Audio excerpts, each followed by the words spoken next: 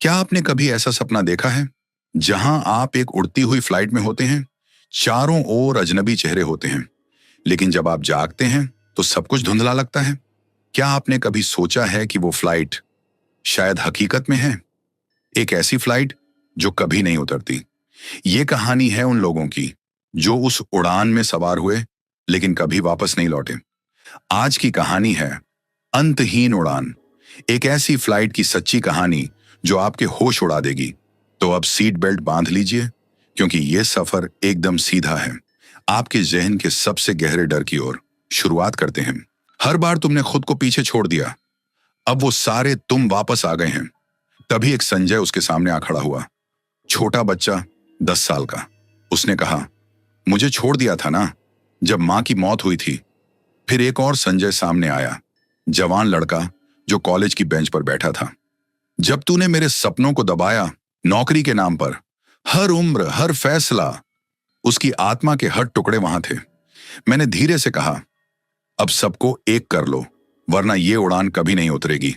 संजय ने आंखें बंद की और कुछ बुदबुदाया। फ्लाइट की सीटें खाली होने लगी। एक एक कर सारे संजय उसमें समा गए। अंत में बस वही बचा। वो उठा, मेरे पास आया। उसकी आंखों में सुकून था। अब मुझे याद है मैं कौन हूं, मैंने कहा। अब लौट चलो। हम बाहर निकले। इस बार फ्लाइट खुद ब खुद हवा में घुल गई, जैसे वो काम अब पूरा हो चुका था। हम वापस संस्थान नहीं गए। संजय अब खुद को जानता था। उसने जाते जाते मुझसे कहा, शायद अब मैं भी किसी और को रास्ता दिखा सकूं। मैंने फाइल का आखिरी पन्ना खोला। एक नाम और फिर वही सवाल, इस बार कौन उड़ रहा है और कौन लौटेगा? मैंने टेबल पर पड़ी फाइल को धीरे से बंद किया। अब कोई नया नाम नहीं था, कोई तस्वीर नहीं, बस एक आखिरी लाइन, अब तुम। मैं कुछ देर तक वहीं बैठा रहा। शून्य, बिल्कुल सन्नाटा। मैंने खुद से पूछा, क्या ये सब किसी और की कहानियां थीं, या मैं ही हर बार किसी और का रूप लेकर उस फ्लाइट का हिस्सा बनता गया? हर केस, हर यात्री, हर कहानी में मैं था। कहीं मैं उन्हें बचा रहा था, कहीं मैं खुद से बच रहा था। मुझे एहसास हुआ अब बारी मेरी थी। मैंने आंखें बंद की। इस बार मैंने किसी का हाथ नहीं थामा, न कोई नाम पुकारा, बस खुद को उस फ्लाइट की सीढ़ियों पर पाया जहां दरवाजा खुला था, लेकिन कोई इंतजार नहीं कर रहा था। मैंने अंदर कदम रखा। हर सीट खाली थी। शायद अब सबने अपनी उड़ान पूरी कर ली थी। बस एक सीट पर कोई बैठा था। मैं धीरे धीरे उस सीट के पास पहुंचा। वहां मैं खुद बैठा था। मेरे जैसे ही कपड़े, मेरी ही आंखें, मेरा ही चेहरा, बस आंखों में कुछ और था, थकान। मैंने उससे पूछा, कितनी बार उड़ चुके हो? उसने धीरे से कहा, हर बार जब तू किसी और को बचाने निकला, हर बार जब तू किसी की कहानी लिख रहा था, मैं उड़ान भर रहा था। मैंने पूछा, और इस बार? उसने जवाब दिया, अब तू खुद को जानने आया है। मैंने देखा, खिड़की से बाहर अंधेरा था, लेकिन एक अलग तरह की रोशनी भी थी, शायद वो जो हम भीतर लेकर चलते हैं। मैंने खुद से पूछा, क्या ये सब असल में था? ये यात्राएं, ये लोग? उसने कहा, हर बार जब कोई अपने डर से लड़ता है, वो इस उड़ान का हिस्सा बन जाता है। ये कोई हवाई जहाज नहीं है, ये तुम्हारे भीतर की वो जगह है जहां सब छुपा बैठा है। पछतावे, गलतियां, छूटे हुए लोग और छूटी हुई पहचान। मैंने चुपचाप सिर झुकाया। इस बार कोई बचाने नहीं आया, कोई रास्ता दिखाने वाला नहीं था, क्योंकि अब मुझे खुद ही रास्ता बनाना था। मैंने खुद को देखा। आंखों में डर नहीं था, बल्कि एक स्वीकृति थी। मैंने कहा, अगर ये उड़ान है तो उतरना भी होगा। मेरे जैसे दिखने वाले उस शख्स ने मुस्कुराकर जवाब दिया, तू अब उतर सकता है, क्योंकि अब तू जानता है कि तू कौन है। मैं उठा। मैंने दरवाजे की तरफ देखा। रनवे पर अब सुबह हो चुकी थी। पहली बार इस उड़ान में सूरज उग रहा था। मैंने बाहर कदम रखा, और जैसे ही मैंने जमीन छुई, फ्लाइट का शोर एकदम थम गया। मैंने पीछे देखा, वो जहाज गायब हो चुका था, जैसे कभी था ही नहीं, या शायद अब उसकी जरूरत नहीं थी। मैं चल पड़ा, हल्का महसूस करते हुए। पहली बार, बिना किसी फाइल, बिना किसी नाम के, बस मैं और मेरी पहचान। कहानी खत्म नहीं हुई, क्योंकि हर बार जब कोई नींद में चौंक कर उठता है, हर बार जब कोई कहता है, मैंने वही सपना फिर देखा, उसी फ्लाइट में था, 37 पर, तो समझ लीजिए वो उड़ान अभी बाकी है। और शायद आप अगली बारी हो। समाप्त। दुकान पुरानी थी, लेकिन अंदर बहुत कुछ जिंदा था। किताबों की महक, धीमी धीमी आवाज में चलता कोई गजलनुमा गाना और एक कोना जहां आरव बैठा था। मैंने अंदर कदम रखा। उसने मेरी तरफ देखा, जैसे वो मुझे पहले से जानता हो। मैंने पास जाकर कहा, आप आरव मलिक हैं? उसने सिर हिलाया। हाँ, लेकिन आप कौन? मैंने धीरे से कहा, मैं कोई सामान्य आदमी नहीं, और न ही आप अब किसी सामान्य रात की ओर बढ़ रहे हैं। उसने मुस्कुरा दिया, थकी हुई मुस्कान। क्या तुम भी सपने में उस सीट पर बैठे थे? उसने पूछा। मैं चौंका।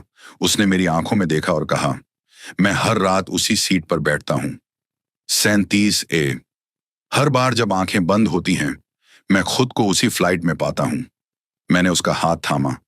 तुम्हें वहां नहीं जाना चाहिए, तुम अब भी बच सकते हो। उसने एक पुरानी डायरी निकाली और मुझे दी। उसके कवर पर लिखा था, लौट आओ मीरा। मैंने पूछा, कौन है मीरा?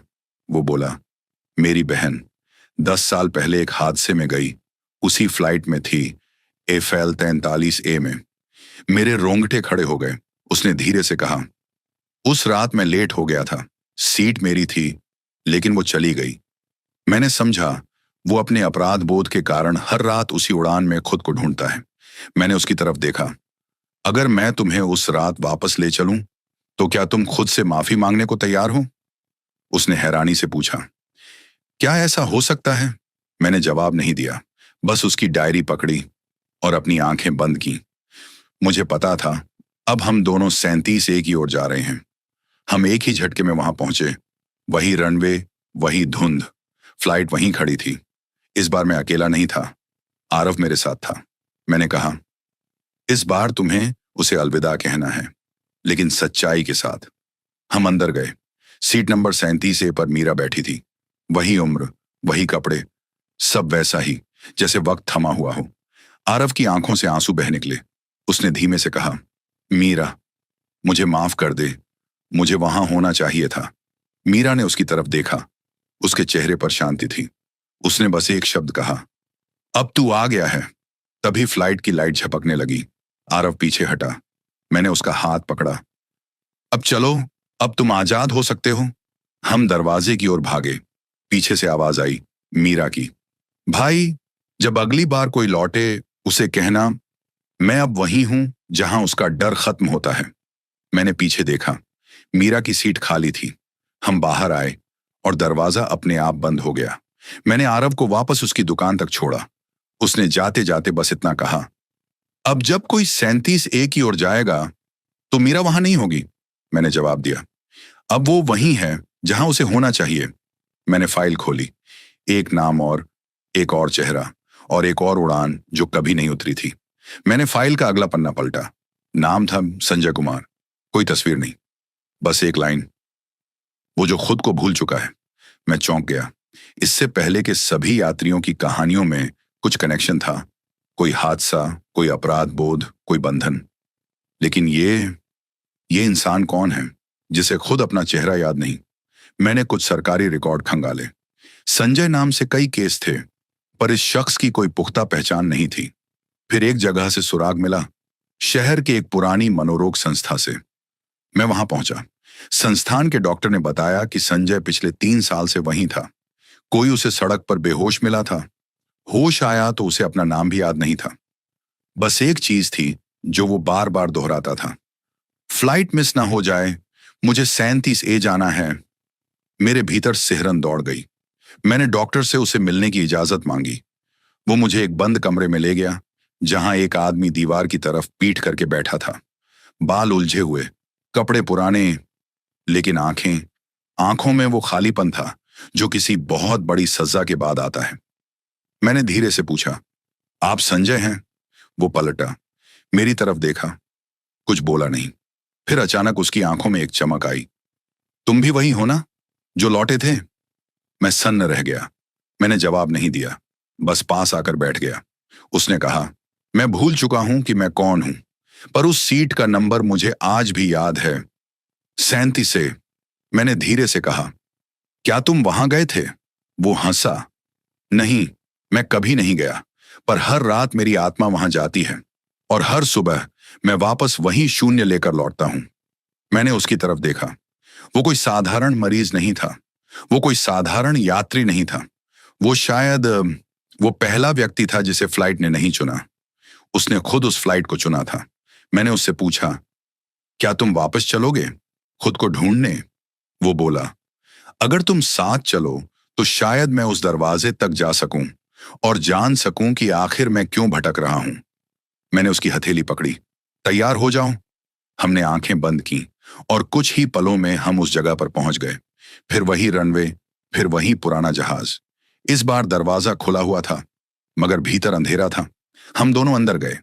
मैंने देखा, हर सीट पर कोई बैठा था, लेकिन चेहरा नहीं दिख रहा था। सिर्फ एक सीट खाली थी, 37A। मैंने संजय की तरफ देखा। उसकी सांसें तेज थीं। उसने धीमे से पूछा, क्या मैं वहां बैठूं? मैंने सिर हिलाया। हाँ, लेकिन सिर्फ खुद को पहचानने के लिए, खोने के लिए नहीं। वो धीरे धीरे जाकर बैठा। जैसे ही वो सीट पर बैठा, पूरी फ्लाइट का माहौल बदल गया। हर सीट पर बैठे लोग उठ खड़े हुए। उनके चेहरे अब दिखने लगे। वो सब संजय थे। हर सीट पर वही चेहरा, वही कपड़े, वही आंखें। संजय कांपने लगा। ये क्या है? ये मैं क्यों हूं? मैंने उसकी तरफ देखा और कहा, तुमने अपनी पहचान हर उस दिन खो दी जब तुमने जिंदगी से मुंह मोड़ा। तभी एक स्क्रीन पर मेरा नाम उभरा और नीचे लिखा था, final boarding, one last choice. अब मेरे सामने आखिरी सवाल था, क्या मैं इस उड़ान का हिस्सा बनकर हमेशा के लिए उड़ता रहूं या उस दरवाजे से वापस लौट जाऊं? मैंने सर झुकाकर आंखें बंद की। मन में एक आवाज आई। वो मेरी मां की थी। घर लौट आ, जो बीत गया उसे माफ कर, तू अब भी जिंदा है। मैंने आंखें खोली। बाहर जाने की सीढ़ी वहीं थी और पहली बार रोशनी उस तरफ से आ रही थी। मैंने उस रोशनी की तरफ कदम बढ़ाए जो सीढ़ियों से ऊपर की ओर आ रही थी। हर सीढ़ी जैसे मुझसे कुछ पूछ रही थी, तू वाकई लौटना चाहता है? क्या तू उस सबको भूल पाएगा जो देख चुका है? लेकिन मैं अब थमना नहीं चाहता था। ऊपर पहुंचा तो पाया कि मैं उसी एयरपोर्ट के पुराने कॉरिडोर में खड़ा हूं, पर इस बार सब कुछ बदला हुआ था। कोई कोहरा नहीं, कोई गूंजती हुई आवाज नहीं, ना ही कोई अजीब चेहरा। सब कुछ शांत, बहुत शांत, जैसे उस फ्लाइट का दरवाजा हमेशा के लिए बंद हो गया हो। मैंने जेब टटोली। बोर्डिंग पास नहीं था, वो कागज भी नहीं, बस मेरी उंगलियों में राख जैसी कोई चीज चिपकी थी। मैं चल पड़ा बाहर की ओर। एयरपोर्ट के मेन हॉल में दाखिल होते ही मेरी नजर वेटिंग चेयर पर बैठे एक बच्चे पर पड़ी। वो मुझे लगातार देख रहा था। जब मैं उसके पास से गुजरा, उसने मुस्कुराकर कहा, आप वापस आ गए ना? वहां बहुत सारे लोग अब भी रुके हुए हैं। मैं ठिठक गया। उसे कुछ पूछना चाहा, पर वो उठकर चला गया, जैसे मुझे बस इतना ही बताना चाहता था। मैं बाहर निकला, सांस ली। पहली बार ऐसा लगा जैसे वो सांस मेरी अपनी है। कोई दबाव नहीं, कोई डर नहीं, पर कुछ पीछे रह गया था। कोई भावना, कोई जुड़ाव, कोई दरवाजा। और तभी एक टैक्सी मेरे सामने आकर रुकी। ड्राइवर ने मुझे देखा और बिना कुछ पूछे दरवाजा खोला। मैं बैठ गया। उसने कहा, कहाँ जाना है भाई? मैंने जवाब नहीं दिया, बस खिड़की से बाहर देखने लगा। टैक्सी चल पड़ी, लेकिन जब मैं शीशे में पीछे देखने लगा तो एयरपोर्ट की बिल्डिंग पर एक बोर्ड चमक रहा था जो मैंने पहले कभी नहीं देखा था। उस पर लिखा था, terminal 33A, not every flight is to a place. मेरे होंठ कांपे। मैं कुछ कह नहीं पाया। तभी टैक्सी ड्राइवर ने धीमे से पूछा, तुम भी गए थे वहां? मैंने चौंक कर उसकी तरफ देखा। उसकी आंखों में वही थकान थी जो मैंने उन यात्रियों में देखी थी। मैंने धीरे से पूछा, और तुम? उसने मुस्कुराकर जवाब दिया, अब मैं लोगों को वहां तक छोड़ता हूं, वापस कौन आएगा ये तो किस्मत जानती है। उसका चेहरा अब साफ था। वो वही बूढ़ा आदमी था जिससे मैं पहली बार मिला था। टैक्सी अंधेरे में लिपटी सड़कों पर आगे बढ़ती रही। मैं जानता था ये कहानी खत्म नहीं हुई, बस एक और अध्याय बंद हुआ था।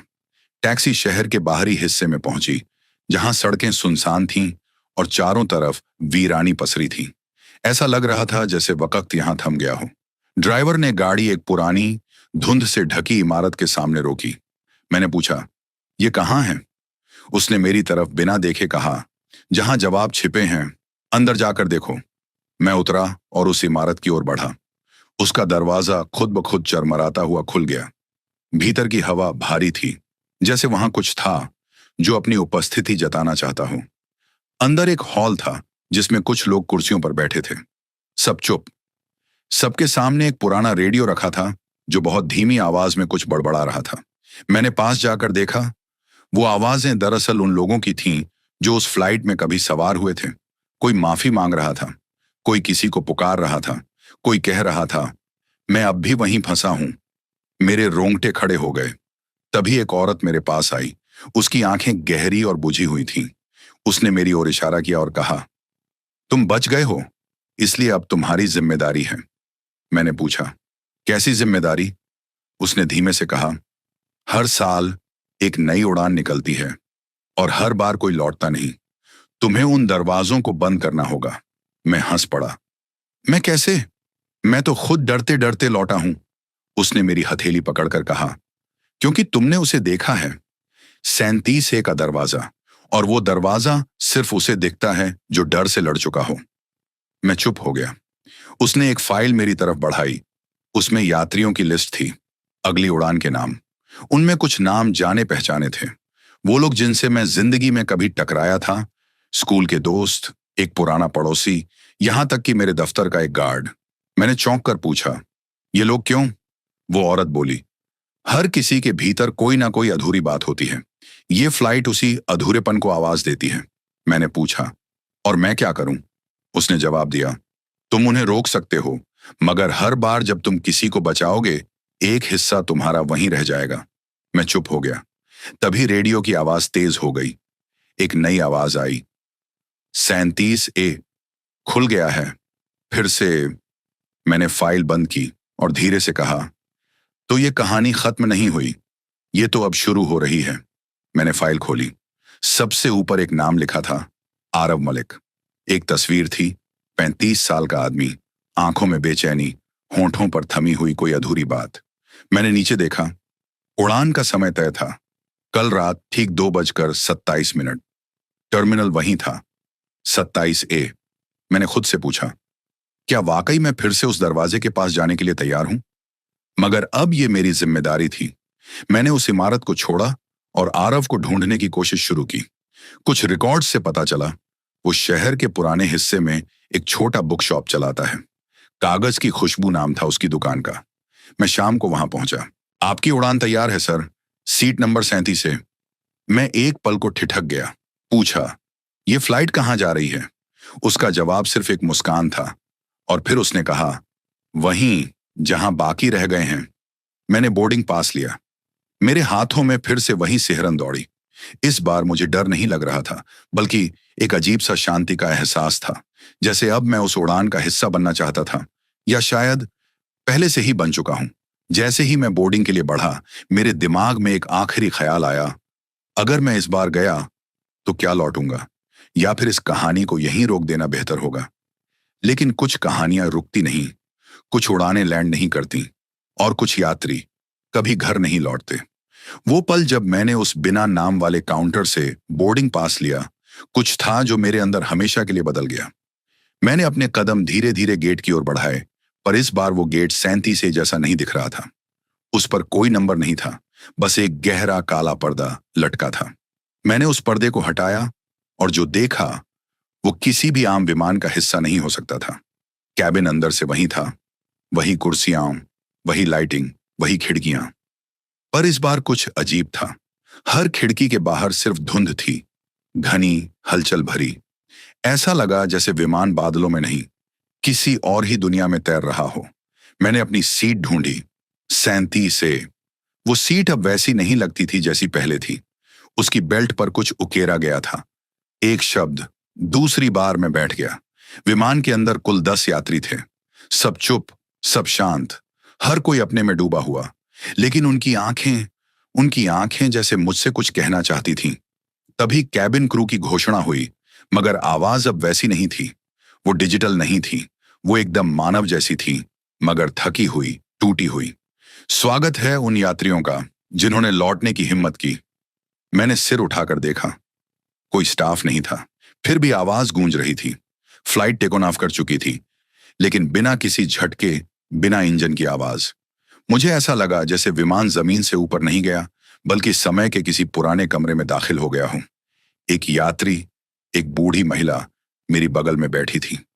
उसने मेरी ओर देखा और कहा, तुमने भी देखा था ना वो दरवाजा? मैंने पूछा, कौन सा दरवाजा? उसने धीमे से जवाब दिया, वो जो बंद नहीं होता और खोलने पर तुम वही बन जाते हो जो उड़ान चाहती है। मेरा दिल जोर से धड़कने लगा। क्या ये उड़ान वाकई किसी गंतव्य की ओर नहीं जा रही? क्या ये सब सिर्फ एक चयन प्रक्रिया है? मैंने अपनी जेब में हाथ डाला। वही कागज अब भी था। Boarding reopened tonight. फिर मुझे याद आया, पहली बार जब मैं इस फ्लाइट में था तब भी मैंने एक दरवाजा देखा था। एक दरवाजा जो बाकी सब दरवाजों से अलग था। ना उस पर हैंडल था, ना लॉक। वो बस था और अब भी था, कैबिन के आखिर में, अंधेरे के उस पार। मैंने उठने की कोशिश की। तभी फ्लाइट में एक कंपी दौड़ गई। सारी लाइटें डगमगाने लगी। सामने वाली स्क्रीन पर सिर्फ एक वाक्य उभरा, इस बार तुम तय करोगे उतरना है या नहीं। मेरे सामने दो रास्ते थे। या तो मैं फिर से सब भूल कर लौट जाऊं, या उस दरवाजे को खोलूं और जानूं कि आखिर इस उड़ान का सच क्या है। मैं चल पड़ा उस दरवाजे की ओर। हर कदम भारी था, जैसे मैं किसी शून्य में उतर रहा हूं। दरवाजे के पास पहुंचते ही मेरी सांस रुक गई। उस दरवाजे पर अब कुछ लिखा था, अगर तुमने खोला तो कहानी यहीं नहीं रुकेगी। मैं दरवाजे के सामने खड़ा था। सांसें थमी थीं, हथेली पसीने से भीगी हुई, मगर दिल के अंदर एक अजीब सी जिद थी, जानने की, समझने की। मैंने हाथ बढ़ाया। दरवाजे पर कोई हैंडल नहीं था, लेकिन जैसे ही मेरी उंगलियां उसे छुईं, वो अपने आप खुल गया। एक झटका सा महसूस हुआ। मुझे ऐसा लगा जैसे मैं अपनी जगह से बाहर खींचा जा रहा हूं, जैसे वक्त, यादें और मेरा वजूद किसी तेज सुरंग से गुजर रहा हो। फिर अंधेरा, गहरा, गाढ़ा अंधेरा। लेकिन मैं वहां खड़ा था, एक खाली रनवे पर। चारों तरफ सिर्फ कुहासा और सामने वही विमान, लेकिन इस बार टूटा फूटा, जला हुआ, जैसे किसी हादसे के बाद बचा हुआ ढांचा। मैंने पास जाकर देखा। विमान की बॉडी पर जले हुए नंबर थे, इफेल 37 से। अंदर झांका। हर सीट पर राख, धुआं और दीवारों पर अजीब निशान। तभी मेरी नजर उस सीट पर गई, 37 से। वो पूरी तरह जली हुई थी, लेकिन एक चीज अब भी सलामत थी, सीट बेल्ट, और उस पर लिपटी एक तस्वीर। मैंने तस्वीर उठाई और वो मैं था, मेरे जैसा ही कोई, वही कपड़े, वही चेहरा, पर आंखें बिल्कुल खाली। मैं पीछे हटा। तभी किसी ने पीछे से धीमे से कहा, अब तुम तैयार हो। मैं पलटा। वहां कोई नहीं था, लेकिन उस जले हुए विमान के ठीक नीचे एक सीढ़ी खुल गई, जैसे कोई तहखाना। मैंने वहां उतरने का फैसला किया। हर कदम के साथ अजीब सी आवाजें आती रहीं, जैसे किसी ने मुझे कई बार पुकारा हो। नीचे एक बड़ा कमरा था। दीवारें स्क्रीन से ढकी हुई थीं। हर स्क्रीन पर एक फ्लाइट का नाम, एक तारीख और सामने यात्रियों की तस्वीरें। कुछ तस्वीरें ब्लर थीं, कुछ के नाम मिटे हुए, पर कुछ एकदम साफ, और उनमें एक चेहरा जिसे मैं अब पहचान गया था। वो बूढ़ा आदमी जिससे मैं पहली बार एयरपोर्ट पर मिला था। मैंने एक स्क्रीन के नीचे एक लाइन पढ़ी, यात्रियों का चयन यादों के आधार पर होता है। जितनी गहरी याद, उतनी गहरी उड़ान। मुझे समझ आया, ये फ्लाइट उन लोगों की है जो अपनी सबसे गहरी, अधूरी यादों से बंधे हैं, जो कहीं ना कहीं अटके हुए हैं, जिन्होंने या तो खुद को माफ नहीं किया या किसी और को। मुझे एहसास हुआ, मैं उस सूची में हूं। शायद मैंने भी कुछ पीछे छोड़ा है, कोई अफसोस, कोई अनकही बात। जब मैं उस अंतहीन उड़ान के डाइनिंग सेक्शन में गया था, वहां एक कोना था जहां बोर्ड पर यही लिखा था, क्लब 37A। अब ये कोई सपना नहीं था। कोई और भी उस उड़ान में गया था और उन्होंने कोई मैसेज छोड़ने की कोशिश की। मैंने उसी वक्त गूगल पर क्लब 37A सर्च किया। सैकड़ों रिजल्ट्स आए, लेकिन कोई भी एयरलाइन, फ्लाइट क्लब या लॉन्च से जुड़ा नहीं था। लेकिन एक लिंक मेरी नजर में अटका। एक ब्लॉग पोस्ट, पुरानी, शायद 10 साल पहले की। एक औरत ने लिखा था कि उसका बेटा एक फ्लाइट से लापता हो गया और एयरलाइन ने कहा कि वह कभी बोर्ड ही नहीं हुआ। पर उस औरत को उसके बेटे की एक वॉइस रिकॉर्डिंग मिली थी, जिसमें उसने कहा था, माँ, यहाँ बहुत लोग हैं, पर सब भूल चुके हैं कि वो कौन थे। मुझे सांस लेना भारी लगने लगा। क्या ये वही फ्लाइट थी? क्या उस उड़ान में वो और लोग भी थे जो मरने और जीने के बीच अटके रह गए थे? और मैं उनमें से एक बन गया था, या मैं अब भी वही हूं? क्योंकि एक और डरावना सच मुझे उस रात महसूस हुआ। मेरे हाथों की नसें जैसे धीरे धीरे गुम होने लगी थीं। नहीं, मैं कोई बीमारी का शिकार नहीं था, पर जब मैंने शीशे में देखा, मेरी परछाई गायब थी। हाँ, परछाई। कमरे में रोशनी थी, लेकिन मैं जो शीशे में देख रहा था, वो मैं नहीं था। या कहूं कि अब मैं सिर्फ मैं नहीं रहा। क्लब 37A, उसका मतलब शायद ये था, ऐसे यात्री जो लौट तो आते हैं, लेकिन अधूरे। एक हिस्सा कहीं पीछे छूट जाता है। और अब सवाल ये नहीं था कि मैं जिंदा हूं या नहीं। सवाल ये था कि मेरा वो हिस्सा जो उड़ान में पीछे रह गया था, क्या वो कभी लौटेगा, या फिर वो किसी नए यात्री को अपनी जगह लेने का इंतजार कर रहा है। मैंने कई बार उस वीडियो को देखा, और हर बार एक नई बात पकड़ में आई। कभी वो परछाई जो पीछे से गुजरती थी, कभी एक हल्का सा फुसफुसाता वाक्य, तू अभी पूरा नहीं है। हर बार ऐसा लगता जैसे कोई मुझे धीरे धीरे किसी और दुनिया की तरफ खींच रहा है। मैं अब इस बात को मानने लगा था कि क्लब 37 सिर्फ एक नाम नहीं है, ये एक चेतावनी है, एक कोड, एक ट्रैप, या शायद एक और फ्लाइट जो कभी लैंड ही नहीं करती। मैंने कुछ समय निकालकर फिर से एयरपोर्ट गया, इस बार सीधा उसी टर्मिनल पर जहां से मेरी फ्लाइट थी। वहां जाना अजीब लगा। भीड़ थी, हलचल थी, लेकिन मेरे लिए सब धीमा था, जैसे मैं दुनिया के एकदम किनारे से सब देख रहा हूं। मैंने उस गेट को ढूंढा जहां से मेरी फ्लाइट के बोर्डिंग की घोषणा हुई थी, गेट 37A, लेकिन अब वहां कुछ नहीं था। उस जगह पर बस एक पुराना बोर्ड लटका था, क्लोज्ड फॉर रेनोवेशन। एक सफेद शीट से ढंका दरवाजा, उस पर सील, और चारों तरफ सन्नाटा। पर मेरी नजर एक तरफ गई। बोर्डिंग डेस्क की दीवार पर एक पुराना स्क्रैच था। उस स्क्रैच में घिसे हुए शब्द उभरते थे, उनकी उड़ान रुकी नहीं। मैं पीछे हट गया। मैं जानता था कोई वहां है जो मुझे देख रहा है। जैसे ही मैं मुड़ा, एक बूढ़ा आदमी सामने खड़ा था। सफेद दाढ़ी, नीली जैकेट, और आंखें वैसी ही आंखें जैसी मैंने उस वीडियो में देखी थी। उसने धीमे से कहा, तू भी वहां गया था, है ना? मेरी रूह कांप गई। मैं कुछ नहीं बोल पाया। उसने जेब से एक कागज निकाला। उस पर सिर्फ एक लाइन लिखी थी, जिसे याद रहता है वही लौटता है, बाकी उड़ते रहते हैं। मैंने पूछा, कौन है आप? वो मुस्कुराया और बोला, मैं वही हूं जो तू बन सकता था, अगर कभी लौटता नहीं। इतना कहकर वो चला गया, जैसे किसी भाप में घुल गया हो। मैं उस कागज को हाथ में लेकर देर तक बैठा रहा। अब मुझे समझ आ रहा था, मेरा डर सिर्फ इस बात का नहीं था कि मैंने क्या देखा। डर इस बात का था कि मैं अब धीरे धीरे उसी फ्लाइट का हिस्सा बनता जा रहा हूं। मेरे अंदर कुछ खाली होता जा रहा है, और वो खाली जगह उसी फ्लाइट से भर रही है। उस रात मैं सो नहीं पाया। मेरी नींद में वही सीट बेल्ट की आवाज, वही कैबिन क्रू का अनाउंसमेंट, वही खिड़की के बाहर अंधेरा। और जब आंख खुलती थी तो कुछ सेकंड्स के लिए मुझे लगता था मैं अब भी सीट 37A के पास बैठा हूं, और सामने एक नोट लिखा है, इस बार उतरने की कोशिश मत करना। उस रात जब नींद आई तो मुझे पता नहीं चला कि मैं सपने में था या फिर वही उड़ान फिर से शुरू हो गई थी। मैंने खुद को एक संकरी सी गली में खड़ा पाया, कोहरे में डूबी हुई, हर दिशा से अजनबी सी। सड़क किनारे एक पुराना टेलीफोन बूथ था, जिसके अंदर एक नीली रोशनी टिमटिमा रही थी।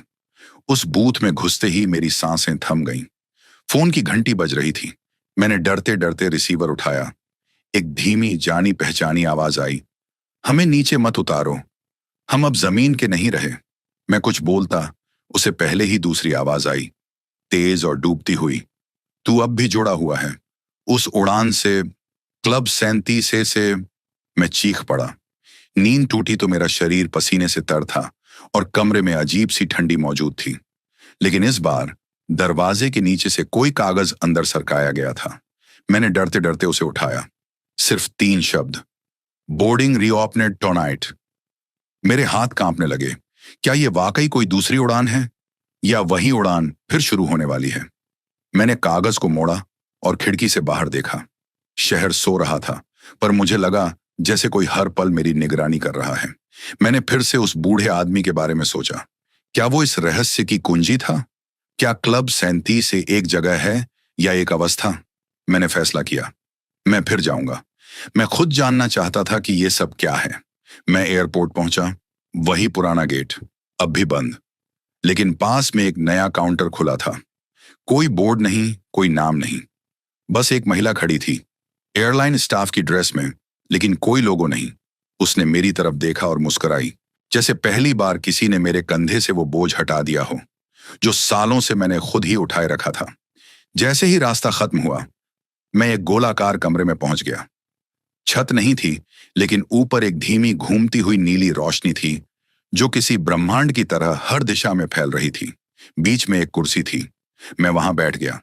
तभी सामने एक स्क्रीन जैसी चीज उभरी और उस पर चलने लगा मेरा ही पूरा जीवन। तेज नहीं, धीरे धीरे, जैसे कोई चाहता हो कि मैं हर दृश्य को देखूं, महसूस करूं और समझूं। वो बच्चा जो गलती से कांच गिरा देता है, वो नौजवान जो एक झूठ बोलकर खुद को बड्ढा साबित करता है, वो आदमी जो चुपचाप किसी की मदद करता है लेकिन बदले में कुछ नहीं मांगता। सब में था, अच्छा भी, बुरा भी। और इस बार मैं खुद से भागा नहीं। मैंने देखा, स्वीकार किया, और तब पहली बार स्क्रीन पर कुछ लिखा आया, तुम तैयार हो। तभी पूरी जगह थरथरा गई। वो कमरा ऊपर उठने लगा, जैसे कोई लिफ्ट हो जो नीचे से ऊपर की ओर जा रही हो। और फिर अचानक सब कुछ रुक गया। एक गहरी सांस जैसी आवाज, और मेरी आंखें खुल गईं। मैं अब एक नई जगह पर था। ना जहाज था, ना कोई सीट, ना कोई परछाई, बस एक छोटा सा द्वार सामने था जिसके ऊपर लिखा था, स्वीकार करने के बाद ही वापसी होती है। मैंने गहरी सांस ली, और जैसे ही मैं उस दरवाजे की ओर बढ़ा, मुझे दूर से एक जानी पहचानी आवाज सुनाई दी, मां की। तू सुन रहा है ना बेटा? डॉक्टर कह रहे हैं चमत्कार हुआ है। मैंने जैसे ही उस दरवाजे को पार किया, एक हल्की सी गर्माहट मेरे चेहरे से टकराई। ये हवा बिल्कुल अलग थी।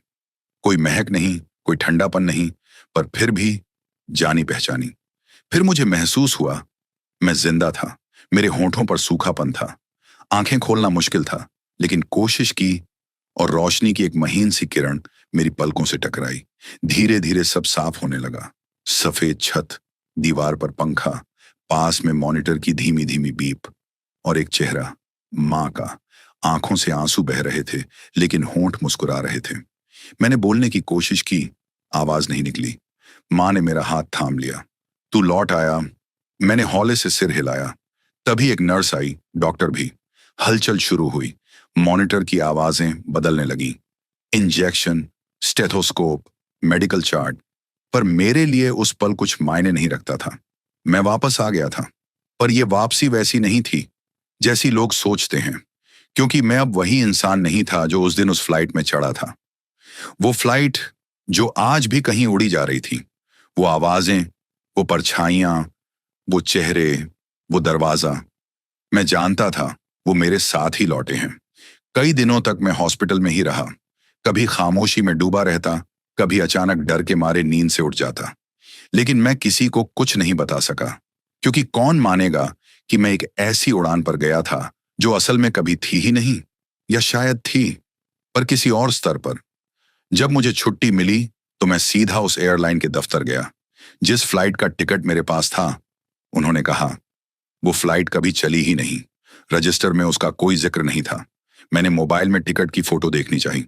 फोल्डर गायब था। मेरे सारे documents, call history, airport record, सब कुछ साफ। शुरू में लगा कि शायद कोई साइबर फ्रॉड हुआ है, लेकिन जो मैंने देखा, महसूस किया, जो सुना, वो सब झूठ नहीं हो सकता। वो नीली रोशनी, वो दरवाजा, वो कमरा जिसमें मेरा पूरा जीवन दोबारा दिखा, वो चेहरे जिनसे मैं भागता रहा था, सब अब मेरे साथ थे। मेरी नींद में, मेरी खामोशी में, मेरी सांसों के बीच, और सबसे ज्यादा वो चेतना, जैसे कोई अंदर बैठा हो, बस देख रहा हो, कभी कुछ नहीं कहता, बस एहसास कराता है कि मैं अब कोई साधारण यात्री नहीं रहा। मैंने अब तक किसी को नहीं बताया कि मैं कहाँ गया था। किसी को नहीं बताया कि असल में मैं मरा था और फिर लौटा। और शायद मुझे लौटने की इजाजत इसलिए मिली क्योंकि मैं वहां भी चुप रहा और खुद को समझने की कोशिश की। लेकिन एक बात मैं आज भी नहीं समझ पाया। वो फ्लाइट, वो 6E717, जिसका बोर्डिंग पास मेरे सपने में अब भी दिखाई देता है। और कभी कभी आधी रात को, जब सब सो रहे होते हैं, मेरे कानों में फिर वही आवाज गूंजती है, आपका स्वागत है इस उड़ान में जो कभी नहीं उतरेगी। उस दिन मैं बहुत देर तक अकेले बैठा रहा, अपने ही कमरे में। लेकिन वो कमरा अब वैसा नहीं लगता था। दीवारें वही थीं, पर उनमें कुछ बदला बदला सा था। ऐसा लगता था जैसे दीवारों ने भी मेरे साथ कुछ देख लिया हो, जो बाकी दुनिया से छुपा हुआ है।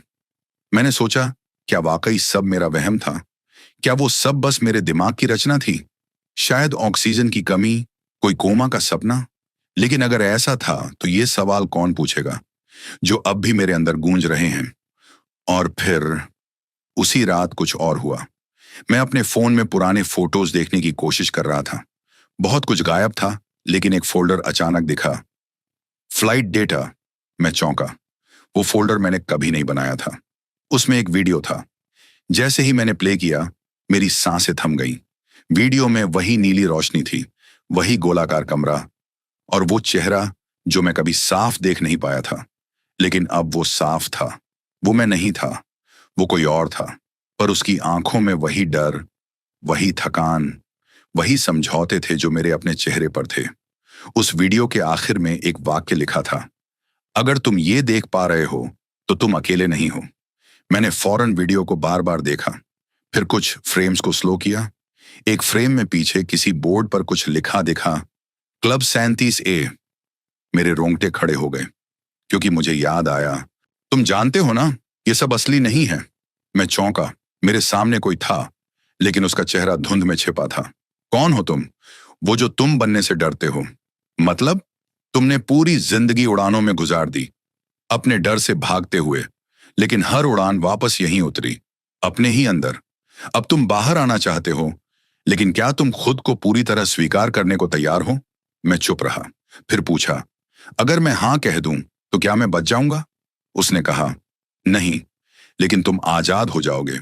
मैंने कहा, हां, मैं तैयार हूं। तभी पूरा कमरा बदल गया। दीवारें पिघलने लगीं, जमीन में दरारें पड़ने लगीं, और फिर अचानक सब कुछ सन्नाटा हो गया। मैं अब एक छोटे से केबिन में खड़ा था। वो केबिन जहां से फ्लाइट उड़ती है। पायलट सीट खाली थी और कंट्रोल पैनल पर लिखा था, फाइनल डिसेंट इनिशिएटेड। मेरे कानों में एक पुरानी आवाज गूंजी, शायद वही एयर होस्टेस जो हर उड़ान में होती थी। हम लैंडिंग की प्रक्रिया में हैं, कृपया अपनी सीट पर बने रहें और खुद को संभालें, आपको खुद से टकराना है। मैं बैठ गया, सीट बेल्ट बांधी। सामने कांच की खिड़की में कुछ नजर नहीं आ रहा था, सिर्फ सफेद बादल। फिर एक हल्का कंपन हुआ और एक तेज आवाज, जैसे जहाज जोर से नीचे जा रहा हो। मैंने आंखें बंद की और पहली बार मैंने खुद से कहा, अब जो होगा वो मुझे मंजूर है। मैंने अपनी आंखें बंद कर ली थीं। लैंडिंग का कंपन अब तेज होता जा रहा था, जैसे कोई भारी चीज बर्फीली जमीन से टकराने वाली हो। लेकिन अंदर एक अजीब सी शांति थी, जैसे मैं जानता था, ये अंतिम झटका मुझे पूरी तरह तोड़ने नहीं, बल्कि जोधने के लिए है। मैंने गहरी सांस ली। जब आंखें खोली तो मेरे सामने एक टेबल थी, लकड़ी की, धूल जमी हुई। उस पर कुछ रखे थे, एक रजिस्टर, एक कलम और एक फोटो फ्रेम। मैंने फोटो उठाई। वो मेरी ही तस्वीर थी, लेकिन उस फोटो में जो चेहरा था वो थका हुआ नहीं था, वो मुस्कुरा रहा था। पीछे कुछ लिखा था, तुम वो हो सकते हो जो तुमने कभी सोचा भी नहीं था। तभी पीछे से कदमों की आहट आई। मैं मुड़ा। एक शख्स खड़ा था, सफेद कपड़े पहने। चेहरा साफ नहीं था, लेकिन आंखें चमक रही थीं, ऐसी चमक जो मैंने पहले महसूस की थी, लेकिन देखा कभी नहीं था। उसने मुझसे पूछा, क्या तुम जानना चाहते हो कि तुम इस उड़ान में कैसे आए थे? मैंने धीरे से सिर हिलाया। उसने इशारा किया। कमरे की एक दीवार पारदर्शी होने लगी, और मैं जो देखा वो मेरा ही अतीत था। एक अस्पताल का कमरा। एक बेड पर मैं पड़ा था, मशीनें बंधी थीं, डॉक्टर सिर झुकाए खड़ा था। पास में मेरी माँ बैठी थी, रो रही थी, और तभी मेरी धड़कनें मशीन पर सीधी लाइन में बदल गईं। उसने कहा, तुम तब से उड़ रहे हो जब तुम्हारी दुनिया ने मान लिया था कि तुम अब नहीं हो, लेकिन तुम अटके रहे, क्योंकि तुम्हारे अंदर कुछ अधूरा था। एक पछतावा, एक सवाल, एक नाम जिसे तुम पुकारना चाहते थे, लेकिन आवाज नहीं निकलती थी। मैंने पूछा, तो क्या मैं मर चुका हूं? उसने कहा, तुम वही हो जो स्वीकार कर सका कि तुम्हारे अंदर बहुत कुछ बचा है। इसलिए तुम्हें ये अंतहीन उड़ान दी गई, ताकि तुम खुद को समझ सको। मैंने फिर पूछा, क्या मैं लौट सकता हूं? उसने पहली बार मुस्कुराया। अब नहीं, लेकिन तुम आगे बढ़ सकते हो। कहां? जहां तुम्हारे जैसे और भी हैं, जो खुद से भागते रहे, फिर खुद में लौटे। और वहां क्या होता है? वहां उड़ान खत्म नहीं होती, वो दिशा बदलती है। फिर एक दरवाजा खुला। उस पार अंधेरा था, लेकिन अब डर नहीं लग रहा था। मैंने उस आदमी से पूछा, तुम कौन हो? उसने कहा, तुम्हारा ही वो हिस्सा जिसे तुम हमेशा दबाते रहे। अब तुमने मुझे देख लिया है, तो अब तुम अकेले नहीं हो। मैंने कदम बढ़ाया, अंधेरे में। लेकिन इस बार मुझे पता था कि मैं गिरूंगा नहीं। मैं जानता था कि ये अंधेरा दरअसल वो खालीपन है जो अब भरने वाला है। और फिर जैसे ही मैं उस दरवाजे से गुजरा, एक अजीब बात हुई। मुझे लगा जैसे मैं फिर से सांस ले रहा हूं। एक हवा जो मेरे फेफड़ों में नहीं, मेरे वजूद में भर रही थी। और पहली बार उड़ते हुए भी मुझे जमीन का एहसास हुआ।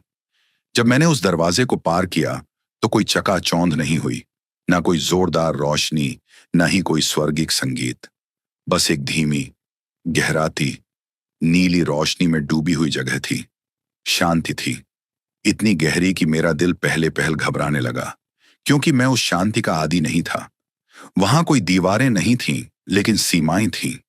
ऐसी सीमाएं जो दिखती नहीं थीं, लेकिन महसूस होती थीं। जैसे हर तरफ एक अदृश्य बाउंड्री हो, जो मुझे वहां रहने की इजाजत तो देती है, लेकिन मेरी मर्जी से ज्यादा गहराई में जाने नहीं देती। फिर अचानक एक नर्म सी आवाज आई, एकदम पास से, अब तुम जाग चुके हो? मैंने पलट कर देखा, कोई नहीं था। फिर वही आवाज, पर इस बार मेरे अंदर से आई, तुम इस यात्रा में अकेले नहीं हो, लेकिन तुम्हारा रास्ता तुम्हारा ही होगा। मेरे कदम अब जमीन पर नहीं, किसी अजीब से फर्श पर थे, जो हर कदम के साथ हल्का थरथराता था, जैसे किसी उभरते हुए स्मृति पर चल रहा हूं। एक सफेद रास्ता अचानक मेरे सामने बनने लगा, और उस रास्ते के किनारे किनारे मेरे पुराने फैसलों की परछाइयां खड़ी थीं। वो पल जब मैंने किसी को छोड़ा, वो पल जब मैंने किसी का दिल तोड़ा, वो पल जब मैंने खुद को नजरअंदाज किया। हर परछाई मुझे देख रही थी, ना गुस्से में, ना नाराज, बस देख रही थी, जैसे वो मुझे अपना हिस्सा मानती हो, लेकिन अब मुझसे अलविदा लेने को तैयार हो। और जैसे ही मैंने उस रास्ते पर पहला कदम रखा, वो सब परछाइयां एक एक करके धुंध में घुलने लगी। मेरे मन में अब एक अजीब सी हल्कापन आने लगी थी, एक दरवाजे से जो खुद ब खुद खुला और खुद ब खुद बंद हो गया। बाहर की हवा में अजीब सर्दी थी, लेकिन मैं कांपा नहीं। मेरे सामने वही एयरपोर्ट लॉबी थी, लेकिन इस बार उसमें कोई नहीं था, न लोग, न स्टाफ, न अनाउंसमेंट्स, कुछ नहीं। मैं आगे बढ़ा। मेरे कदम खुद ब खुद मुझे एक दिशा में ले जा रहे थे, जैसे कोई मुझे खींच रहा हो, लेकिन वो खिंचाव शारीरिक नहीं था, दिमागी था। मेरे अंदर कुछ जाग रहा था, एक एहसास कि मैं कहीं पहले भी ये रास्ता तय कर चुका हूं। और तभी मैंने देखा, वहां एक छोटा सा कॉफी स्टॉल था, अकेला, शांत, लेकिन जलती हुई स्टोव पर एक केतली थी, यानी कोई अभी अभी वहां से गया है या यहीं है। मैं पास गया, केतली की भाप सीधी मेरी आंखों में घुसी। एक हल्का सिर दर्द शुरू हुआ। फिर मेरी आंखों के सामने एक तेज चमकदार फ्लैश आया। कुछ याद आया। एक सीट, नंबर 14 ए। एक औरत खिड़की के पास बैठी थी। मैंने उसका चेहरा देखा। वो कोई और नहीं, वही महिला थी जिसने मेरी यादें मिटाई थी। लेकिन वो फ्लाइट में कैसे थी? उसने मुझसे कहा था कि मैं निकल सकता हूं अगर मैं खुद को भूल जाऊं। तो फिर वो खुद वहां क्या कर रही थी? मैं पीछे मुड़ा। पीछे अब कॉफी स्टॉल नहीं था, वो जगह बदल चुकी थी। अब मैं एक लंबे रनवे पर खड़ा था, और मेरे सामने एक पुराना, जंग लगा हुआ हवाई जहाज खड़ा था। कोई आवाज नहीं आई, कोई चेतावनी नहीं, लेकिन उस विमान का दरवाजा खुद ब खुद खुल गया। मैं नहीं जानता क्यों, लेकिन मेरे कदम खुद उस ओर बढ़ गए। सीढ़ियां चरमराईं। मैं जहाज के अंदर गया। वो कोई आधुनिक फ्लाइट नहीं थी। लकड़ी की पुरानी सीटें, टूटे हुए पंखे, छत से लटकती तारें, और हर सीट पर बैठा था मैं। हर एक सीट पर मैं खुद था, लेकिन अलग अलग रूपों में। कहीं मैं बच्चा था, कहीं बूढ़ा, कहीं उदास, कहीं गुस्से में, कहीं रोता हुआ, कहीं हंसता हुआ, और सब मेरी ओर देख रहे थे एक साथ। बिना पलक झपकाए मुझे चक्कर आने लगा। मैंने अपनी आंखें बंद की, और तब मेरे अंदर की चीख निकली, तुम सब कौन हो? एक साथ सबने जवाब दिया, हम वो हैं जो तुमने छोड़ा था। तुम्हारी यादें नहीं मिटी, वो बस बंट गईं। हर टुकड़ा अब एक शक्ल है। अब बताओ, क्या तुम खुद से भाग सकते हो? मैं पलटा, भागना चाहा, लेकिन दरवाजा अब बंद हो चुका था। मैंने दीवार पर हाथ मारा। तभी एक सीट से आवाज आई, तुम्हें भागना नहीं, स्वीकार करना होगा। जब तक तुम खुद को टुकड़ों में देखते रहोगे, ये उड़ान चलती रहेगी। मैं बुरी तरह थक गया था। मैं एक सीट पर बैठ गया, खुद के बगल में, और पहली बार मैंने खुद से आंख मिलाई। वो चेहरा जिसे मैं शायद कई सालों से अनदेखा कर रहा था। मेरे भीतर का एक रूप जो डरता था, रोता था और अब तक छुपा था। मैंने कहा, मैं जानता हूं तुम कौन हो। उसने धीरे से सिर हिलाया और गायब हो गया। एक सीट खाली हो गई, फिर दूसरी, तीसरी। धीरे धीरे सारी सीटें खाली होती गईं और मैं अकेला रह गया। विमान अब बंद नहीं था। दरवाजा खुला, मैं बाहर आया, लेकिन अब रनवे नहीं था। अब मैं एक कांच के पुल पर था जो दो दुनिया को जोड़ता था। एक तरफ थी वही फ्लाइट, अंधेरी, खौफनाक, चक्रव्यूह जैसी। दूसरी तरफ थी एक खुली जगह, धूप से भरी, शांत, लेकिन पूरी तरह खाली। मुझे एक फैसला लेना था। मैं पीछे मुड़ा। वो फ्लाइट अब दूर जा रही थी, हवा में उड़ती हुई, लेकिन अब मुझे उसमें कोई खिंचाव महसूस नहीं हो रहा था। मैंने आगे कदम बढ़ाया, उस खाली, धूप से भरी दुनिया की ओर। मेरे पीछे की जमीन टूटती रही, लेकिन मैं चलता रहा। और पहली बार मुझे लगा कि मैं अब उड़ नहीं रहा हूं, मैं चल रहा हूं जमीन पर, अपनी ही गति से, अपने ही फैसले से। मैं चल रहा था, पैर जमीन पर टिके थे, लेकिन हर कदम के साथ ऐसा लग रहा था जैसे जमीन मुझे पहचान नहीं रही। जिस पुल पर मैं था वो अब पीछे छूट गया था, और सामने जो जगह थी वो कोई एयरपोर्ट नहीं थी, कोई स्टेशन नहीं, कोई शहर नहीं, बस एक खुला मैदान था जहां दूर दूर तक सिर्फ सफेद रोशनी फैली थी। ना पेड़, ना इमारतें, ना आवाजें, सिर्फ मैं और मेरी सांसें। कुछ पल के लिए तो लगा जैसे मैं किसी खाली सपने में चल रहा हूं, जहां कुछ भी हो सकता है, लेकिन कुछ भी ठोस नहीं है। फिर मुझे अपने पीछे कुछ महसूस हुआ। कोई था, लेकिन जब मैंने मुड़कर देखा, वहां कुछ नहीं था, सिर्फ वही पुल जो अब अंधेरे में गुम हो चुका था। मैंने फिर चलना शुरू किया। हर कदम के साथ ये मैदान बदलने लगा, जैसे मेरी सोच के साथ वो आकार ले रहा हो। पहले एक सड़क उभरी, फिर बाईं ओर एक पुरानी दुकान, दाईं तरफ एक झरना। मैं जहां जहां देखता, वहां वहां मेरी पुरानी यादें आकार लेने लगती। फिर मैंने एक खिड़की देखी, छोटी सी, मिट्टी की दीवार में जड़ी हुई। खिड़की के अंदर झांका तो देखा, मैं एक बच्चे के रूप में किताब पढ़ रहा था। वही चेहरा, लेकिन मासूम, डर से खाली। मैंने धीमे से कहा, क्या ये भी मेरा हिस्सा है? तभी वो बच्चा मेरी तरफ देखने लगा, बिल्कुल सीधा मेरी आंखों में। उसकी आंखों में कोई डर नहीं था, सिर्फ सवाल, तुम मुझे क्यों छोड़ आए थे? मैंने जवाब नहीं दिया, क्योंकि मैं खुद भी नहीं जानता था। शायद इस उड़ान पर चढ़ने से पहले मैंने अपनी मासूमियत खो दी थी। वो हिस्सा जो बेफिक्र था, जो बस जीना चाहता था, जो सवाल करता था लेकिन डरता नहीं था। और अब वो टुकड़े टुकड़े होकर मेरे सामने आ रहे थे। हर खिड़की, हर दरवाजा, हर मोड़ पर मैं खुद को देख रहा था। कभी थका हुआ, कभी टूट चुका, कभी गुस्से से भरा हुआ, कभी चुपचाप। एक जगह देखा, मैं अकेला बैठा था, बहुत अंधेरे में, और मेरे हाथ में एक टिकट था। वो वही टिकट था, उसी उड़ान का। मैंने धीरे से उस कमरे की ओर कदम बढ़ाए। अंदर जाते ही सब कुछ ठंडा हो गया। एक कुर्सी पड़ी थी, जंग लगी हुई, और पास में एक आवाज आई, तभी ये फ्लाइट तुम्हें छोड़ देगी। मैंने आंखें बंद की। दिमाग में कई चेहरे आए, माँ का, बहन का, दोस्तों का, पर फिर मैंने एक एक कर सबको जाने दिया। मैंने वो टिकट फाड़ दी जो मेरी जेब में थी। मैंने अपना बोर्डिंग पास कचरे में फेंक दिया। मैंने खुद से कहा, मैं कोई नहीं हूं, मैं इस जहाज का हिस्सा नहीं हूं। और जैसे ही मैंने ये बोला, फ्लाइट एक जोरदार झटके के साथ हिली, लाइटें पूरी तरह बंद हो गईं, और फिर सब कुछ शांत। जब मेरी आंख खुली, मैं एयरपोर्ट के गेट नंबर 7 पर था, बिल्कुल वही जगह जहां से मैंने चढ़ाई की थी। लेकिन इस बार कुछ अलग था। मेरे पास कोई बोर्डिंग पास नहीं था, कोई फ्लाइट स्क्रीन पर दिख नहीं रही थी, और सब कुछ एक गहरे सन्नाटे में डूबा हुआ था। एक महिला काउंटर से मेरी ओर देखकर बोली, आपकी फ्लाइट कैंसिल हो गई है, क्या आप दोबारा कोशिश करना चाहेंगे? मैंने उसकी आंखों में देखा, वही गहराई, वही अजीब मुस्कान। मैंने धीमे से कहा, नहीं, मैं अब वापस नहीं जाऊंगा।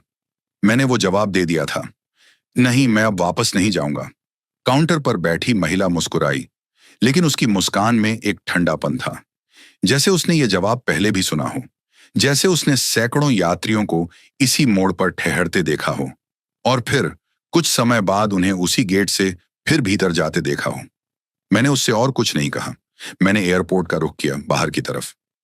रात का समय था, लेकिन कोई आवाज नहीं थी, ना टैक्सी की, ना लोगों की, ना लाउडस्पीकर की, कुछ भी नहीं। मानो पूरा टर्मिनल एक सुन्न पड़े दायरे में बदल गया था। मेरे कदम धीरे धीरे उस स्लाइडिंग डोर की ओर बढ़ रहे थे, वही ऑटोमेटिक दरवाजे जो अक्सर खुद ब खुद खुल जाते हैं, लेकिन जैसे ही मैं उनके करीब पहुंचा, वो नहीं खुले। मैंने उनके पार देखा। कांच के उस पार एक दुनिया थी, पर वो जमी हुई लग रही थी। हवा रुकी हुई थी, बाहर की गाड़ियां, लोग, लाइट्स, सब तस्वीर जैसे थे। मैंने एक बार और पीछे मुड़कर देखा। वो गेट नंबर 7 अब बंद हो चुका था। उस पर लिखा था, बोर्डिंग क्लोज्ड, टर्मिनल लॉक्ड। मैं फंस चुका था। मैंने फिर कोशिश की, दरवाजों को हाथ से धक्का दिया, लेकिन वो नहीं खुले। तभी एक धीमी आवाज आई, जैसे कोई कान में फुसफुसा रहा हो, तुमने सोचा कि एक जवाब काफी होगा? मैंने पीछे देखा, वही आदमी खड़ा था जो 7 सालों से फ्लाइट में था। तुम उस सीट से उठे जरूर हो, पर क्या सच में खुद को पीछे छोड़ पाए हो? मैंने कुछ जवाब नहीं दिया। उसने एक सफेद कार्ड मेरी तरफ बढ़ाया। उस पर लिखा था, गेट 0, फाइनल क्लियरेंस। ये क्या है? मैंने पूछा। ये तुम्हारी आखिरी परीक्षा है। अगर तुम सच में उड़ान से उतरना चाहते हो, तो तुम्हें वहां जाना होगा जहां कोई और नहीं जाता। गेट 0, जो कभी स्क्रीन पर नहीं दिखता, जो सिर्फ उन्हें दिखता है जो सच में निकलना चाहते हैं। और अगर मैं वहां गया तो या तो तुम इस दुनिया में लौट आओगे, या फिर इस फ्लाइट का हिस्सा बन जाओगे, हमेशा के लिए। मेरे पास कोई और चारा नहीं था। मैंने कार्ड लिया और जैसे ही मैंने उसे हाथ में पकड़ा, पूरा एयरपोर्ट एक झटके से बदल गया। फ्लोर्स अब धातु के थे, दीवारें काली पड़ गई थीं, सीसीटीवी कैमरे अब मेरी तरफ घूमे हुए थे, जैसे हर एक मेरी निगरानी कर रहा हो। लोग अब लोग नहीं थे, बल्कि उनकी जगह दीवारों पर लगे चेहरों जैसी आकृतियां थीं। कोई मुस्कुरा रहा था, कोई चिल्ला रहा था, कोई कुछ कह नहीं पा रहा था।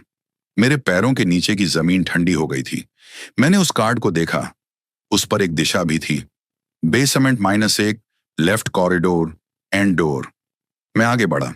हर एक कदम के साथ एक अजीब सी आवाज आती थी, जैसे कोई नीचे मेरे साथ साथ चल रहा हो।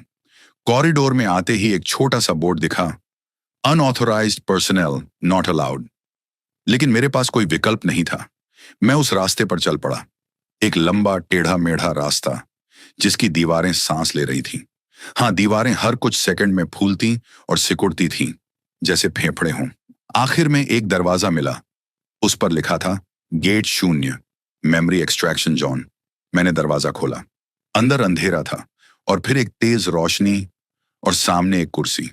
उसके पास एक महिला खड़ी थी, सफेद कोट में, लेकिन चेहरा अस्पष्ट। कृपया बैठ जाइए, उसने कहा। यह क्या है?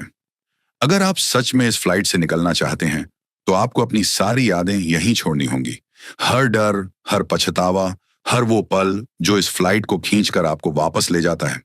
अगर मैंने यादें खो दी, तो मैं खुद कौन रहूंगा? उसने कहा। कोई नहीं, लेकिन वही तुम्हारी आजादी है। या तो तुम अपनी पहचान बचाओ और हमेशा इस फ्लाइट में लौटते रहो, या खुद को मिटाकर उससे आजाद हो जाओ। मैंने कुछ देर सोचा, फिर गहरी सांस ली और कुर्सी पर बैठ गया। उसने मेरी आंखों पर एक पट्टी बांधी। एक मशीन चालू हुई। एक एक कर मेरी यादें चलने लगी। बचपन, माँ की आवाज, स्कूल का पहला दिन, पहली मोहब्बत, पहली बार जब डर लगा था, और आखिरी याद जब मैं फ्लाइट की खिड़की से बाहर देख रहा था और मुझे आकाश के उस पार एक चेहरा दिखा था जो मुझसे कुछ कहना चाहता था। मशीन ने बीप किया। यादें हटाई जा चुकी हैं, उस महिला की आवाज आई। अब आप जा सकते हैं। मैं उठा। अब मैं कौन हूं, मुझे नहीं पता, लेकिन मेरे सामने जो दरवाजा था, उस पर लिखा था, exit. Only for those who forgot. मैंने दरवाजा खोला और पहली बार उस फ्लाइट से बाहर निकला, बिना किसी नाम, बिना किसी नंबर, बिना किसी कहानी के। लेकिन शायद यही कहानी की शुरुआत थी। मुझे नहीं पता कि मैं कौन हूं, ना नाम याद है, ना चेहरा। मैं बस एक सफेद कमरे से निकला था और तब भी मुझसे यही कहा गया था, बस कुछ घंटे की फ्लाइट है। तो फिर आप अब तक यहीं कैसे हैं? क्योंकि मैं अब कहीं और जा नहीं सकता, मैं इसका हिस्सा बन चुका हूं। मैंने उसकी बात काटी। नहीं, ये सब पागलपन है। मुझे निकलना होगा, इस फ्लाइट को लैंड करना ही होगा। तुम सोचते हो कि ये विमान सिर्फ लोहे और इंजन का बना है? उसने पूछा। नहीं, उसने खुद ही जवाब दिया। ये विमान हजारों अनकहे डर, छूटे हुए सपने और अधूरी मौतों का ढांचा है। ये कोई साधारण मशीन नहीं, ये एक शापित यात्रा है। मेरे गले में जैसे कुछ अटक गया, आवाज नहीं निकली।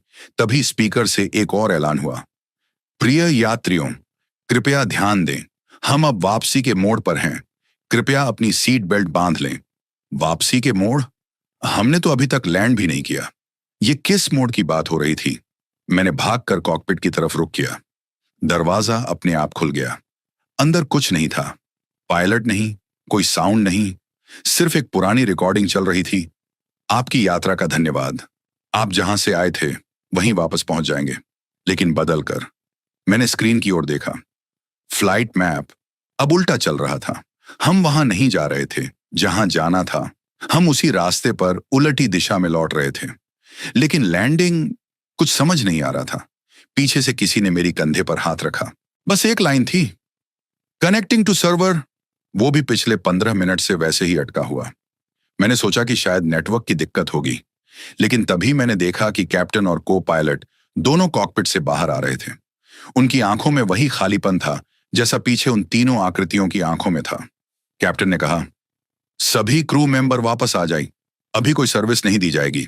उसकी आवाज में कोई इमोशन नहीं था, एकदम फ्लैट, जैसे कोई रिकॉर्डिंग हो। मेरे साथ साथ बाकी 2 क्रू मेंबर भी उसकी बात मानकर पीछे हट गए। मैंने प्रिया से पूछा, कैप्टन बाहर क्यों आया? फ्लाइट तो ऑन्टो मोड पर नहीं चल रही। प्रिया ने मेरी ओर देखा, लेकिन इस बार उसकी आंखों में भी डर था। उसने धीरे से कहा, कभी कभी ये फ्लाइट खुद को उड़ाती है। मैं हंस नहीं सका। इस फ्लाइट में जो हो रहा था वो किसी हॉरर फिल्म से कम नहीं था, लेकिन मैं उसमें जी रहा था। थोड़ी देर बाद मैं फिर से पैसेंजर केबिन के पास गया, चुपचाप चलने लगा, और तभी मेरी नजर 14 सीट पर पड़ी। वहां एक लड़की बैठी थी, नीले कुर्ते में, बाल खुले, उम्र होगी करीब 23-24। उसने मेरी तरफ देखा और पूछा, क्या ये फ्लाइट कभी लैंड करेगी? उसका सवाल सीधा था, लेकिन उसमें एक अजीब थकान थी, जैसे वो इस सवाल को कई बार दोहरा चुकी हो, कई लोगों से पूछ चुकी हो। मैंने थोड़ा मुस्कुराकर जवाब दिया, हाँ, क्यों नहीं। मैं 5वीं बार इस फ्लाइट में बैठ रही हूं। उसने कहा, हर बार टेक ऑफ होता है, लेकिन लैंडिंग कभी नहीं होती। जब नींद खुलती है, मैं फिर उसी गेट पर होती हूं जहां से छड़ी थी। सब कुछ वैसे ही, टाइम वैसे ही। मैं कुछ बोल नहीं पाया। इस बार मैंने कुछ बदला है, उसने धीरे से कहा। इस बार मैं इस सीट पर बैठी हूं। पिछली बार 18 सी पर थी, शायद इससे कुछ बदले। मैंने हिम्मत जुटाकर पूछा, तुम्हारा नाम? नाम नहीं पूछते इस फ्लाइट में, उसने जवाब दिया। नाम पूछोगे तो वो चीजें जाग जाएंगी जो सोई हुई हैं। मैंने देखा कि उसकी पलकें कांप रही थीं। उसकी सांसें बहुत हल्की थीं, जैसे वो अब इंसान और आत्मा के बीच कहीं फंसी हो। मैं तेजी से वापस गया, प्रिया के पास। वो स्टोरेज से कुछ निकाल रही थी, एक पुराना टूटा हुआ मैनुअल। ये क्या है? मैंने पूछा। ये इस फ्लाइट का पुराना चेकलिस्ट है, उसने जवाब दिया। जब ये पहली बार उड़ी थी 1996 में, और फिर कभी लैंड नहीं हुई। लेकिन ये तो नई फ्लाइट है, अभी के नंबर वाली, मैंने कहा। नंबर बदले जाते हैं, उसने धीमे से जवाब दिया, पर आत्माएं नहीं। मैंने मैनुअल देखा, उस पर खून के जैसे धब्बे थे।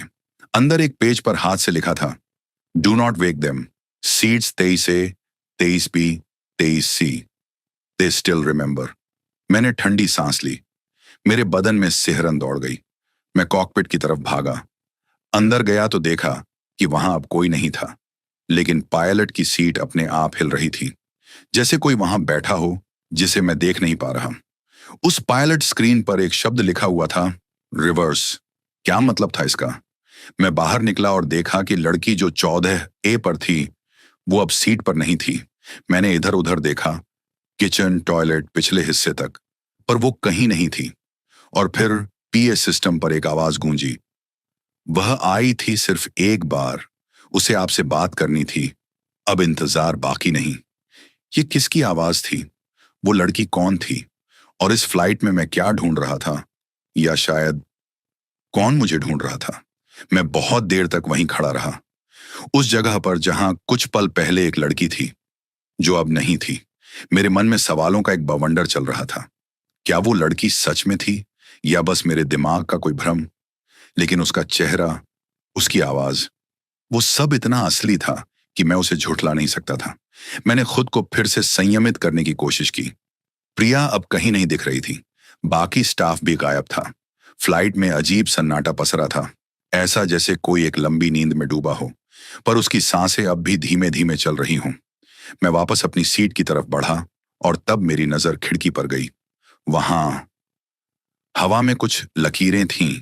ऐसा लग रहा था जैसे बादलों में किसी ने नाखून से खरोंच डाली हो, बिल्कुल सीधी, लंबी और चमकती हुई दरार जैसी।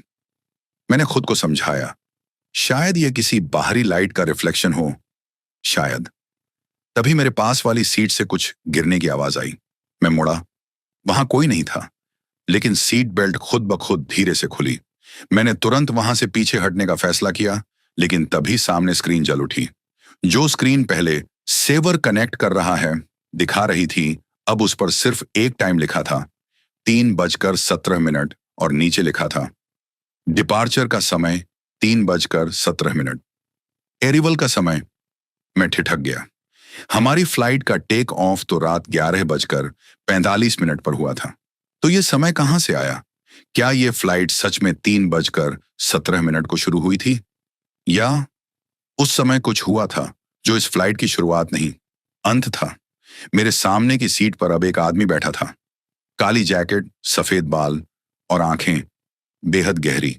उसने मुझसे बिना देखे कहा, हर बार यही होता है, हर बार कोई नया आता है, कुछ समझने की कोशिश करता है, फिर वो खो जाता है। आप किस बारे में बात कर रहे हैं?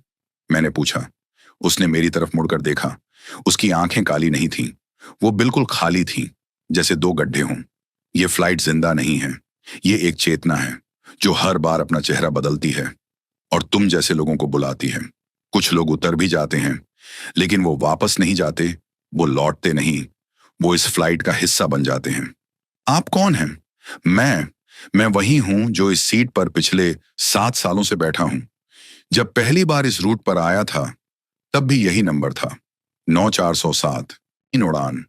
फ्लाइट जो कभी नहीं उतरी। मैंने कभी नहीं सोचा था कि एक दिन मेरी जिंदगी ऐसी जगह आकर फंस जाएगी जहां से वापसी का कोई रास्ता नहीं होगा। मैंने यह नौकरी सिर्फ इसलिए पकड़ी थी ताकि घर की हालत थोड़ी संभल जाए। पिताजी की तबीयत खराब रहने लगी थी और माँ का तो जैसे सब कुछ छोड़ने का मन ही नहीं था। मैं उन दोनों के लिए कुछ करना चाहता था। किसी तरह ग्राउंड स्टाफ की नौकरी मिली एयरलाइंस में, और फिर एक दिन अचानक कॉल आया, आपको नाइट ड्यूटी के लिए केबिन क्रू में भेजा जा रहा है, इमरजेंसी राउंड है, तैयार रहिए। पहली बार एयर में जाना था बतौर स्टाफ, लेकिन फिर भी अंदर कुछ अजीब सा महसूस हो रहा था। शायद डर नहीं, लेकिन कोई अनजानी बेचैनी। मैंने उसे नजरअंदाज किया और यूनिफॉर्म पहनकर रिपोर्टिंग टाइम पर पहुंच गया। एयरपोर्ट की रोशनी में सब कुछ चमक रहा था, पर मेरी आंखों में सिर्फ माँ पापा की छवि घूम रही थी। अगर ये नौकरी ठीक से चली तो शायद बहन की पढ़ाई भी अच्छे से करवा सकूं। लेकिन ये सब सोचते हुए मैं जिस गेट पर पहुंचा, वहां का माहौल थोड़ा अलग था। बाकी फ्लाइट्स के सामने हलचल थी, पर इस फ्लाइट के पास सन्नाटा। फ्लाइट का नंबर था 9407, एक इंटरनेशनल नाइट फ्लाइट जो मुंबई से रवाना होकर मिड ईस्ट होते हुए यूरोपियन एयर स्पेस में कुछ डिप्लोमेटिक स्टॉप्स के लिए जाती थी। सीनियर केबिन अटेंडेंट ने मेरी तरफ देखा और बिना ज्यादा बात किए सिर्फ इतना कहा, यह फ्लाइट अलग है, ध्यान रखना, जो चीजें दिखें वो जरूरी नहीं कि असली हों, और जो असली हों वो शायद दिखें ही ना।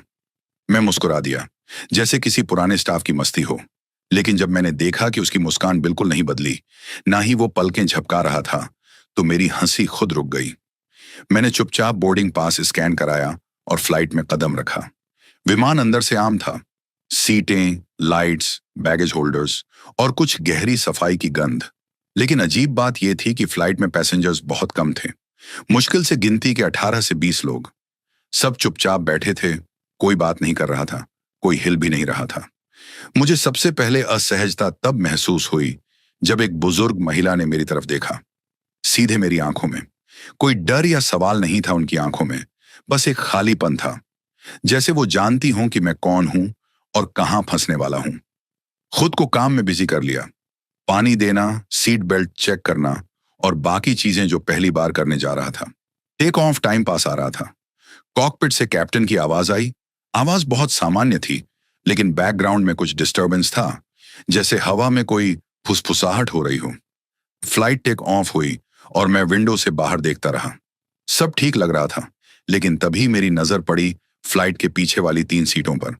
वहां कोई बैठा नहीं था, लेकिन मैंने साफ देखा कि सीट बेल्ट ऑटोमेटिकली लॉक हो गई। मैंने अपनी आंखें मसल डाली। शायद मेरा वहम हो, लेकिन तभी दूसरी केबिन अटेंडेंट प्रिया मेरे पास आई और बोली, उधर मत जाना, सेक्शन को लॉक कर दो। क्यों? मैंने पूछा। इस रूट पर वो सीटें खाली नहीं होती। मैंने हंसने की कोशिश की, लेकिन गले से कुछ नहीं निकला। जब मैंने उन सीटों को फिर से देखा, तो देखा कि उनमें से एक पर अब हेडरेस्ट पर बाल उलझे हुए थे, जैसे कोई वहां सिर टिकाकर बहुत देर से बैठा हो। फ्लाइट आगे बढ़ती रही। करीब आधा घंटा बीत गया होगा, तभी अचानक केबिन लाइट्स धीमी हो गईं। प्रिया ने मुझे इशारा किया, किचन की तरफ चलो। मैंने पूछा, कुछ दिक्कत है क्या? नहीं, कुछ लोग ऐसे टाइम पर बाहर निकलते हैं जिन्हें बैठा नहीं होना चाहिए। उनके लिए हमें फ्लाइट को शांत रखना होता है। उसका जवाब मेरे लिए पहेली था, लेकिन जब हम दोनों किचन एरिया में पहुंचे, तो उसने मुझे एक बात बताई। हर फ्लाइट की एक आत्मा होती है, कोई इतिहास, कुछ अधूरी कहानियां, और ये फ्लाइट एक बार जमीन पर नहीं उतरी थी। आज जो उड़ान है, वो उसी फ्लाइट का नया नंबर है, लेकिन असल में ये वही है। मैं कुछ समझ नहीं पाया। प्रिया मुझे कोई डरावनी कहानी सुना रही थी या सीरियस थी, ये तय करना मुश्किल था। मैंने तय किया कि मैं खुद देखूंगा। मैं धीरे धीरे पिछले हिस्से की तरफ बढ़ा। रास्ते में सब सीटें शांत थीं, लेकिन जब मैं आखिर में पहुंचा, वो 3 सीटें अब खाली नहीं थीं। वहां 3 लोग बैठे थे, लेकिन उनका चेहरा ऐसा लगा जैसे धुंध से बना हो, बिल्कुल फीका, बिना कोई रंग, और आंखें सिर्फ काले गड्ढे। मैंने पलटने की कोशिश की, लेकिन पैर कांपने लगे। मैंने कुछ नहीं कहा, बस भागकर आगे आ गया। प्रिया ने मेरी हालत देखी और कहा, ये तो पहली रात है, अभी पूरी उड़ान बाकी है। मैं आगे कुछ नहीं बोल पाया, बस किचन एरिया के कोने में बैठ गया। प्रिया ने मुझे पानी दिया और कुछ देर तक कुछ कहा नहीं। मेरी सांसें तेज थीं और आंखें जैसे किसी अनजाने डर को सोख रही थीं। किसी और को बताता तो शायद हंस पड़ते। ओह, पहली बार उड़ान में डर गया। लेकिन मुझे पता था, मैंने जो देखा वो कोई वहम नहीं था। थोड़ी देर बाद फ्लाइट स्थिर हो गई और मुझे लगा कि शायद अब सब सामान्य हो जाएगा। मैंने खुद को संभाला और पैसेंजर्स की ओर देखा। सब अपनी अपनी सीटों पर बैठे थे। कुछ लोग आंखें मूंदे थे, कुछ मोबाइल स्क्रॉल कर रहे थे, पर कोई बात नहीं कर रहा था। पूरी फ्लाइट में एक अजीब सी चुप्पी थी, जैसे किसी ने सब पर चुप्पी का पर्दा डाल दिया हो। मैंने ध्यान से देखा तो फ्लाइट की खिड़कियों के बाहर कुछ भी नहीं दिख रहा था, सिर्फ काली गहराई। ज्यादा ऊंचाई की वजह से ऐसा हो सकता है, पर काली हवा भी कुछ कह रही थी। अजीब बात यह थी कि जीपीएस स्क्रीन पर भी कोई अपडेट नहीं आ रहा था। सामान्यतः स्क्रीन पर फ्लाइट की पोजीशन, रास्ता और समय दिखता है, लेकिन यहां कुछ नहीं था।